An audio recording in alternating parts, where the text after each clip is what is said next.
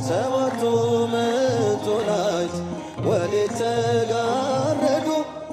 ሰባቱ መብራቶች ወዴት ተሰናዱ? ታናሽ ታናሽ ሙሽራ ነሽ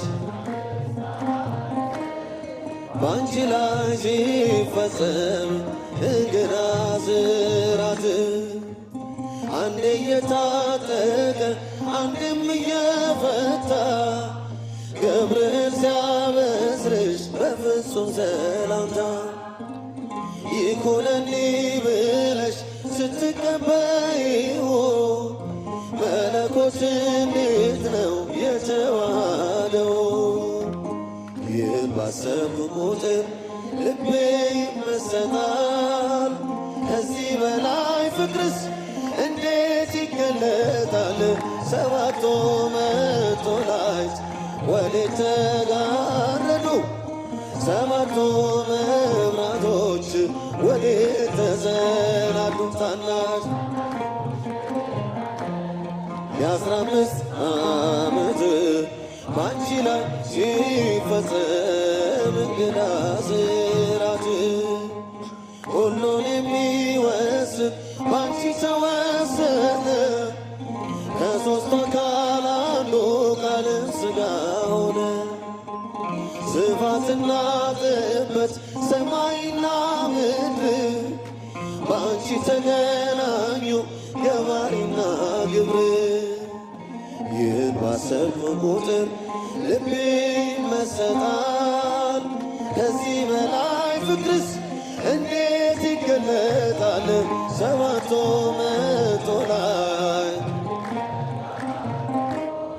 ሰባቱ መብራቶች ወዴት ተሰናዱ? ታናሽ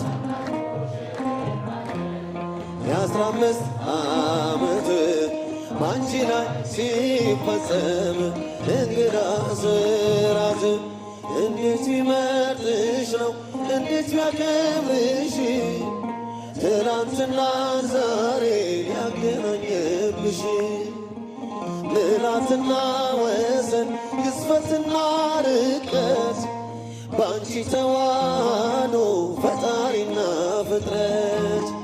ይህን ባሰብኩ ቁጥር ልቤ ይመሰጣል። ከዚህ በላይ ፍቅርስ እንዴት ይገለጣል? ሰባቱ መቶላይት ወዴት ተጋረዱ? ሰባቱ መብራቶች ወዴት ተሰናዱ? ታናሽ የ15 ዓመት ባንቺ ላይ ሲፈጸም እንግዳ ስራት ምስጢር ሊመረምር ይወጣል ሕሊና ያልፋል ይሻገራል ከሰማይ ደመና።